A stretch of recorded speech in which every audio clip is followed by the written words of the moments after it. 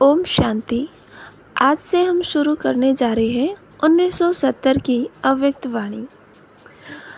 आज हम सुनेंगे 18 जनवरी 1970 की अव्यक्त मधुर महावाक्य।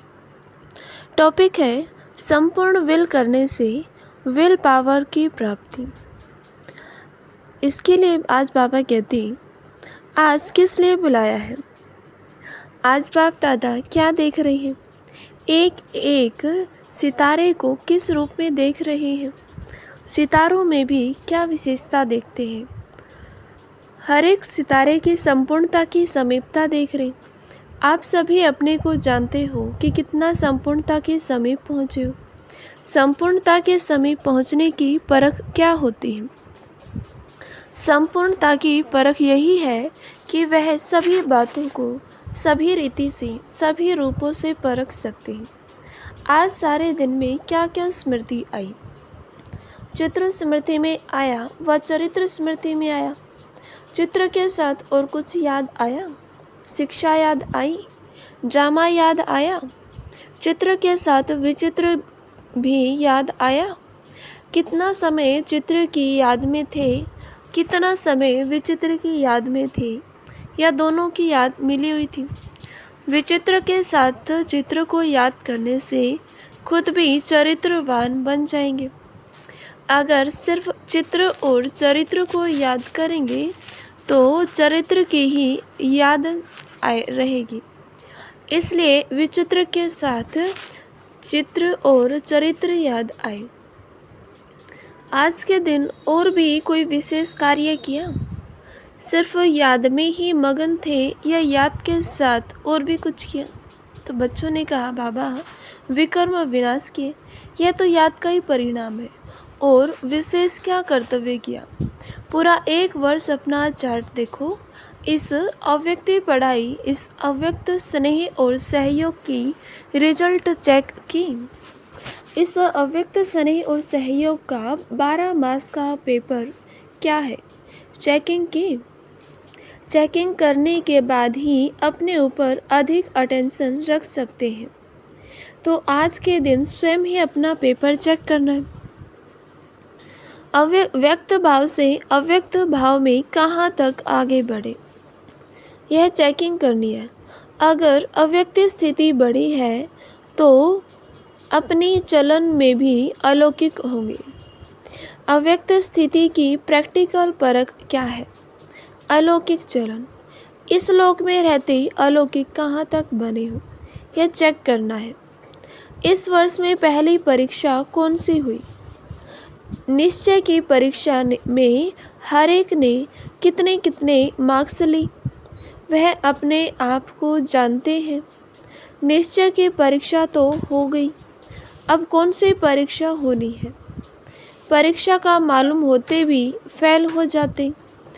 कोई कोई के लिए यह बड़ा पेपर है, लेकिन कोई कोई का अब बड़ा पेपर होना है। जैसे इस पेपर में निश्चय की परीक्षा हुई, वैसे ही अब कौन सा पेपर होना है? व्यक्त में भी अब भी सहारा है। जैसे पहले भी निमित्त बना हुआ साकार तन सहारा था, वैसे ही अभी ड्रामा में निमित्त बने हुए साकार में सहारा है। पहले भी निमित्त ही थे, अब भी निमित्त है। ये पूरे परिवार का साकार सहारा बहुत श्रेष्ठ है। अव्यक्त में तो साथ है ही, जितना स्नेह होता है उतना सहयोग भी मिलता है। स्नेह की कमी के कारण सहयोग भी कम मिलता है। साकार से स्नेह अर्थात सारे सिजरे से स्नेह। साकार अकेला नहीं है, प्रजापिता ब्रह्मा तो उनके साथ परिवार है। माला के मन के हो ना। माला में अकेला मन का नहीं होता। माला में एक ही याद के सूत्र में स्नेह में परिवार समाया हुआ है। तो यह जैसे माला में स्नेह के सूत्र में पिरोए हुए। दैवी कुल तो भविष्य में है। इस ब्राह्मण कुल का बहुत महत्व है। जितना जितना ब्राह्मण कुल से स्नेह और समीपता होगी, उतना ही देवी राज्य में समीपता होगी।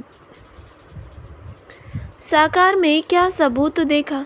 बाप दादा किसको आगे रखते हैं? बच्चों को, क्योंकि बच्चों के बिना माँ बाप का नाम बाला नहीं हो सकता।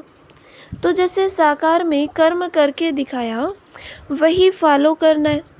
यहाँ पेपर पहले ही सुनाया जाता है। निश्चय का पेपर तो हुआ, लेकिन अब पेपर होना है हर एक के स्नेह, सहयोग और शक्ति का। अब वह समय नज़दीक आ रहा है जिसमें आपका भी कल्प पहले वाला चित्र प्रत्यक्ष होना है। अनेक प्रकार के समस्याओं को परिवर्तन के लिए उंगली देनी है। कलयुगी पहाड़ तो पार होना ही है, लेकिन इस वर्ष में मन की समस्याएं, तन की समस्याएं, वायुमंडल की समस्याएं, सर्व समस्याओं के पहाड़ को स्नेह और सहयोग की उंगली देनी है। तन की समस्या भी आनी है। लौकिक संबंध में तो पास हो गई, लेकिन यह जो अलौकिक संबंध है, उस संबंध द्वारा भी छोटी मोटी समस्याएं आएंगी। लेकिन यह समस्याएं सभी पेपर समझना, यह प्रैक्टिकल बातें नहीं समझना, यह पेपर समझना। अगर पेपर समझकर उनको पास करेंगे तो पास हो जाएंगे। अभी देखना है पेपर आउट होते भी कितने पास होते, फिर इस पेपर के रिजल्ट सुनाएंगे। इस समय अपने में विल पावर धारण करना है। अभी विल पावर नहीं आई है, यथा योग्य यथा शक्ति पावर है। विल पावर कैसे आ सकेगी? विल पावर आने का साधन कौन सा है? विल पावर की कमी क्यों है, उसके कारण का पता है? याद की कमी भी क्यों है? बाप ने साकार में कर्म करके दिखाया, विल पावर कैसे आई? पहला कदम कौन सा उठाया? सभी कुछ विल कर दिया। विल करने में देरी तो नहीं की। जो भी बुरे हैं, जो भी अंदर है वह बाहर है, वह संपूर्ण विल नहीं की है। तब तक विल पावर आ नहीं सकती। साकार ने कुछ सोचा क्या कि कैसे होगा, क्या होगा, ये कब सोचा? अगर कोई सोच सोच कर विल करता है तो उसका इतना फल नहीं मिलता। जैसे झाटकों और बिगर झाटकों का फर्क होता है। पहले स्वीकार कौन होता है?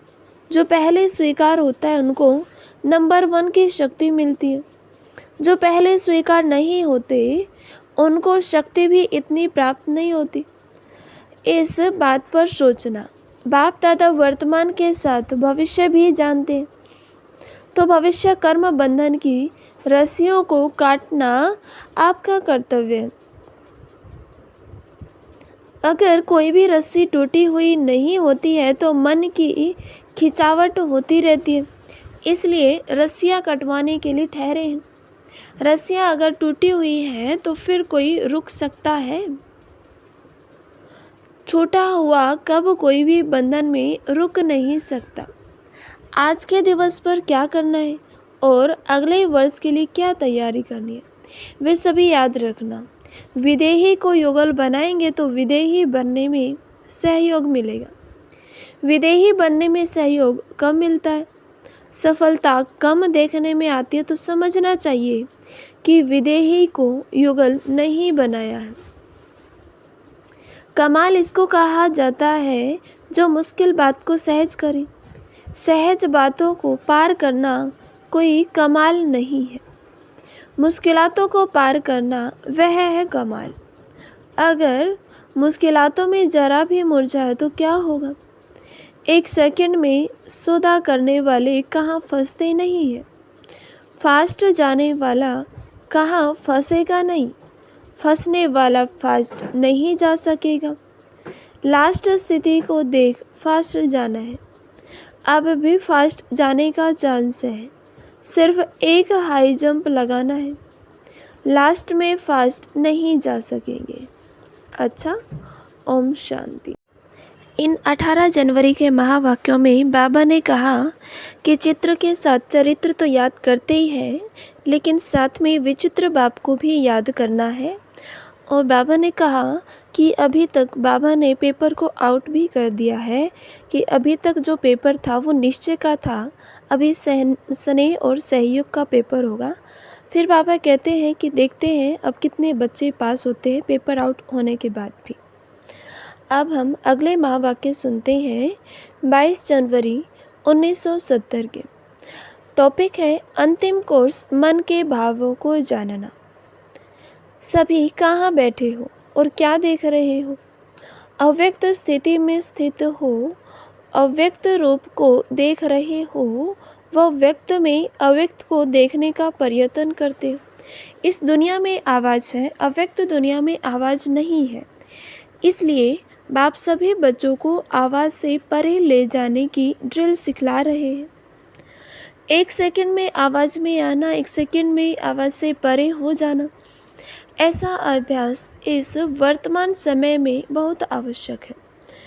वह समय भी आएगा जैसे जैसे अव्यक्त स्थिति में स्थित होते जाएंगे, वैसे वैसे नैनों के इशारों से किसके मन के भाव जान जाएंगे।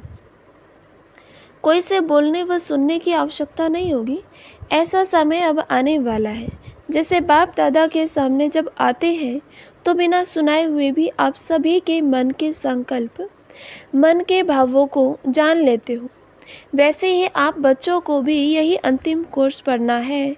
जैसे मुख की भाषा कही जाती है, वैसे ही फिर रूहों की रूहान होती है, जिसे रूह रूहान कहते। तो रूह भी रूह से बात करते हैं, लेकिन कैसे? क्या रूहों की बातें मुख से होती है? जैसे जैसे रूहानी स्थिति में स्थित होते जाएंगे, वैसे वैसे रूह की बात को ऐसे ही सहज और स्पष्ट जान लेंगे।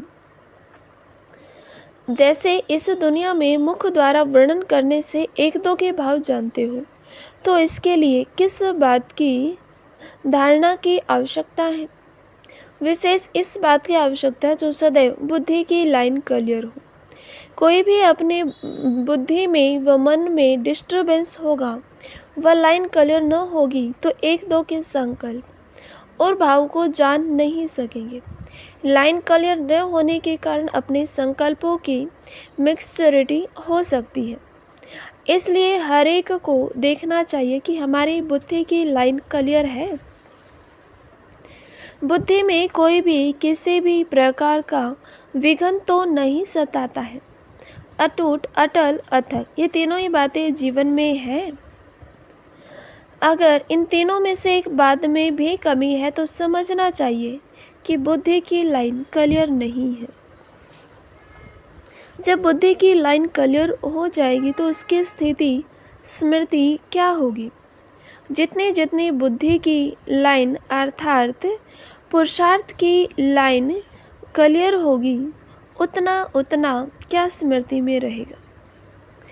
कोई भी बात में उनके सामने भविष्य ऐसा ही स्पष्ट होगा जैसे वर्तमान स्पष्ट होता है। उनके लिए वर्तमान और भविष्य एक समान हो जाएंगे। जैसे आजकल साइंसदानों ने कहाँ कहाँ की बातों को इतना स्पष्ट दिखाया है जो दूर की चीज़ भी नज़दीक नज़र आती है।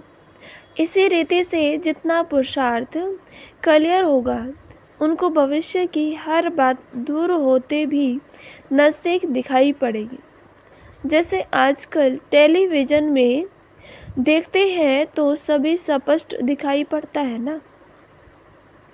तो उनकी बुद्धि और उनकी दृष्टि टेलीविज़न की भांति सभी बातें स्पष्ट देखेंगी और जानेंगे, और कोई भी बात में पुरुषार्थ की मुश्किलात नहीं रहेगी। तो वह अनुभव, यह अंतिम स्थिति की परख अपने आप में देखो कि कहाँ तक अंतिम स्थिति के नज़दीक है। जैसे सूर्य अपने जब पूरे प्रकाश में आता है तो हर चीज़ स्पष्ट देखने में आती है। जो अंधकार है, धुंध है, वे सभी खत्म हो जाते हैं।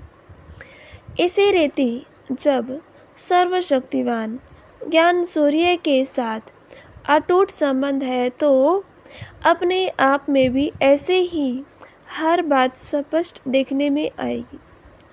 और जो चलते चलते पुरुषार्थ में माया का अंधकार व धुंध आ जाता है, जो सत्य बात को छिपाने वाले हैं वह हट जाएंगे। इसके लिए सदैव दो बातें याद रखना। आज के इस अलौकिक मेले में जो सभी बच्चे आए हैं, वह जैसे लौकिक बाप अपने बच्चों को मेले में ले जाते हैं, तो जो स्नेही बच्चे हैं उनको कोई न कोई चीज़ लेकर देते हैं। तो बाप दादा भी आज के इस अनोखे मेले में आप सभी बच्चों को कौन सी चीज़ देंगे? आज के इस मधुर मिलन के मेले को यादगार बाप दादा क्या दे रहे हैं कि सदैव शुभ चिंतक और शुभ चिंतन में रहना है। शुभ चिंतन और शुभ चिंतक, ये दो बातें सदैव याद रखना। शुभ चिंतन से अपनी स्थिति बना सकेंगे और शुभ चिंतक बनने से अनेक आत्माओं की सेवा करेंगे। तो आज यह वतन से आए हुए सभी बच्चों के प्रति अविनाशी सौगात है। तो बाबा ने कहा शुभ चिंतन से अपनी स्थिति बनेगी, शुभ चिंतक बनने से अनेक आत्माओं की सेवा होगी। तो यह अविनाशी सौगात बाबा ने दी। बाप दादा का स्नेह अधिक है व बच्चों का अधिक है। बाबा पूछते हैं, कोई बच्चे सोचते होंगे कि हम सभी का स्नेह बाप दादा से ज़्यादा है। कोई है भी, लेकिन मेजॉरिटी नहीं। स्नेह है लेकिन अटूट और एक रस स्नेह नहीं है। बच्चों का स्नेह रूप बदलता बहुत है। बाप दादा का स्नेह अटूट और एक रस रहता है। तो अब बताओ कि किसका स्नेह ज़्यादा है? बाप दादा बच्चों को देखते हैं तो त्रिनेत्री होने से तीन रूपों से देखते हैं। वे कौन से तीन रूप हैं? जैसे आप बच्चे बाप को तीन रूपों से देखते हो ना, तो वह सभी जानते हैं, लेकिन बाप बच्चों को तीन रूप से देखते हैं।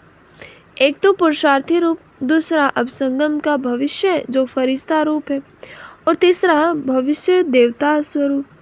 तो पहला पुरुषार्थी स्वरूप देखते हैं बाबा, दूसरा भविष्य फरिश्ता और तीसरा भविष्य देवता रूप। तीनों का साक्षात्कार होता रहता है। तीनों ही रूप एक एक ऐसे ही स्पष्ट देखने में आते हैं जैसे वर्तमान यह देह का रूप इन आँखों से स्पष्ट देखने में आता है। इस रीति दिव्य नेत्र द्वारा यह तीनों रूप स्पष्ट देखने में आते हैं। जैसे इन आँखों से देखी हुई चीज़ का वर्णन करना सहज होता है ना, सुनी बातों का वर्णन करना कुछ मुश्किल होता है, लेकिन देखी हुई बात का वर्णन करना सहज होता है और स्पष्ट होता है। तो इन दिव्य नेत्रों का अव्यक्त नेत्रों द्वारा हर एक के तीनों रूप भी इतना ही सहज वर्णन करना होता है। वैसे ही आप सभी को भी एक एक कि ये तीनों रूप देखने में आएंगे। अभी यथायोग्य यथाशक्ति है, लेकिन कुछ समय बाद यह यथाशक्ति शब्द खत्म हो जाएगा और हर एक अपने अपने नंबर प्रमाण संपूर्णता को प्राप्त हो जाएंगे। तो बाप दादा आप सभी के संपूर्ण मुखड़े देखते हैं। संपूर्णता नंबरवार होगी।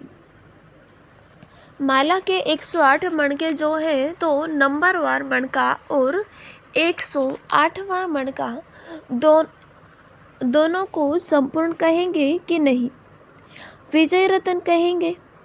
विजय रतन अर्थात अपने नंबर प्रमाण संपूर्णता को प्राप्त हो, उनके लिए सारे ड्रामा के अंदर वही संपूर्णता की फर्स्ट स्टेज है।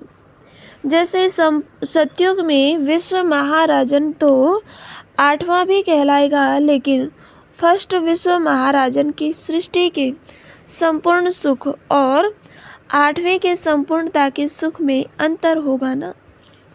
वैसे ही यहाँ भी हर एक अपने अपने नंबर प्रमाण संपूर्णता को प्राप्त हो रहे हैं। इसलिए बाप दादा संपूर्ण स्टेज को देखते रहते और वर्तमान समय के पुरुषार्थ को देखते रहते, क्या है और क्या बनने वाले हैं। आपने पूछा ना कि वतन में क्या बैठ करते हो, यही देखते रहते और अव्यक्त सहयोग देने की सर्विस करते हैं। सभी समझते हैं कि बाप दादा वतन में पता नहीं क्या बैठ करते होंगे, लेकिन सर्विस की स्पीड साकार वतन से वहाँ तेज है, क्योंकि यहाँ तो साकार तन का भी हिसाब साध था। अब तो इस बंधन से भी मुक्त है, अपने प्रति नहीं सर्व आत्माओं के प्रति है। जैसे इस शरीर को छोड़ना और शरीर को लेना यह अनुभव सभी को है, वैसे ही जब चाहो तब शरीर का भान बिल्कुल छोड़कर अशरीरी बन जाना और जब चाहो तब शरीर आधार लेकर कर्म करना, यह अनुभव है। इस अनुभव को अब बढ़ाना है। बिल्कुल ऐसे ही अनुभव होगा जैसे कि स्थूल चोला अलग है और चोले को धारण करने वाली आत्मा अलग है। यह अनुभव अब ज़्यादा होना चाहिए। सदैव यही याद रखो कि अब गए कि गए, सिर्फ सर्विस के निमित्त शरीर का आधार लिया हुआ है, लेकिन जैसे ही सर्विस समाप्त हो वैसे ही अपने को एकदम हल्का कर सकते हैं। जैसे आप लोग कहाँ भी ड्यूटी पर जाते हो और फिर वापस घर आते हैं तो अपने को हल्का समझते हो ना, ड्यूटी की ड्रेस बदल कर घर की ड्रेस पहन लेते हो। वैसे ही सर्विस प्रति यह शरीर रूपी वस्त्र का आधार लिया, फिर सर्विस समाप्त हुई और इन वस्त्रों के बोझ से हल्के और न्यारे हो जाने का प्रयत्न करो। एक सेकंड में चोले से अलग कौन हो सकेंगे? अगर टाइटनेस होगी तो अलग हो नहीं सकेंगे। कोई भी चीज़ अगर चिपकी हुई होती है तो उसको खोलना मुश्किल होता है। हल्के होने से सहज ही अलग हो जाता है। वैसे ही अगर अपने संस्कारों में कोई भी इजीपन नहीं होगा तो फिर अशरीरीपन का अनुभव कर नहीं सकेंगे। सुनाया था ना कि क्या बनना इजी और अलर्ट, ऐसे रहने वाले ही इस अभ्यास में रह सकेंगे। बाप दादा बच्चों को कोई नया नहीं देख रहे हैं, क्योंकि जबकि तीनों ही कालों को जानते तो नया कैसे कहेंगे। इसलिए सभी अति पुराने, कितने पुराने वह हिसाब नहीं निकाल सकते। तो अपने को नया नहीं समझना, अति पुराने हैं और वही पुराने अब फिर से अपना हक लेने के लिए आए हैं। यह नशा सदैव कायम रहे। यह भी अभी नहीं बोलना कि पुरुषार्थ करेंगे, देखेंगे नहीं। जो लास्ट आए हैं उनको यही सोचना है कि हम फास्ट जाएंगे। अगर फास्ट का लक्ष्य रखेंगे तो पुरुषार्थ भी ऐसे ही होगा। इसलिए कभी भी यह नहीं सोचो कि हम लोग तो पीछे आए हैं तो प्रजा बन जाएंगे। नहीं, पीछे आने वाले को भी अधिकार है राज्य पद पाने का। अच्छा, ओम शांति। है ना, इन महावाक्यों में बाबा ने कहा कि रूह से बात करने के लिए बुद्धि की लाइन क्लियर हो तो हम सभी के मन के भावों को भी जान लेंगे। है ना, तो आगे बाबा ने कहा अव्यक्त मुलाकात भी मिलन ही है। इसलिए सभी को यही निश्चय रखना है कि हम राज्य पद लेकर ही छोड़ेंगे। हम नहीं बनेंगे तो कौन बनेंगे? कोटों में कोई कौन सी आत्मा गिनी जाती है? ऐसे कोटों में से कोई हम आत्माएं ड्रामा के अंदर है। यह अपना निश्चय नहीं भूलना। बाप दादा सभी बच्चों का भविष्य देख हर्षित होते हैं। एक एक से मिलना मन की बात तो यह है, लेकिन अब सबके सामने इस अव्यक्त दुनिया में बाप दादा को भी यह व्यक्त दुनिया नहीं है। तो आपके दुनिया के प्रमाण समय हो भी ना देखना पड़ता है, समय को भी देखना पड़ता है। वतन में समय नहीं होता, घड़ी नहीं होती, लेकिन इस व्यक्त दुनिया में यह सभी बातें देखनी पड़ती है। वहाँ तो जब सूर्य चाँद ही नहीं तो रात दिन किस हिसाब से हो, इसलिए समय का बंधन नहीं है। तो बाबा ने कहा इन महावाक्यों में कि ब्रह्मा बाबा भी जब से वतन में गए हैं तो उसके बाद और ही पुरुषार्थ और ही यहाँ की सेवाएं तेज हो गई है। तो बाबा ने कहा बार बार, बाबा अपने बच्चों को 2 सौगातें देते हैं, शुभ चिंतन और शुभ चिंतक बनने। बाबा ने कहा शुभ चिंतन से अपना स्व का पुरुषार्थ बढ़ाना है और शुभ चिंतक बन के सेवा करेंगे। अगला पॉइंट बाबा ने कहा कि लास्ट और फास्ट जाने के मार्जिन बाबा ने हमें दी है पुरुषार्थ करना उसके लिए। और बाबा ने कहा कि बाबा ने हमारी 3 स्थितियाँ देखी, वर्तमान स्थिति और वर्तमान के पुरुषार्थ की स्थिति, भविष्य संगम युग का भविष्य जो कि फरिश्ता स्वरूप है, तीसरा स्थिति बाबा ने देखी भविष्य देवता स्वरूप। अच्छा, ओम शांति। ऐसे ही अगली अव्यक्त वाणियाँ सुनने के लिए इस चैनल को सब्सक्राइब करें, लाइक करें और शेयर करें। अच्छा, ओम शांति।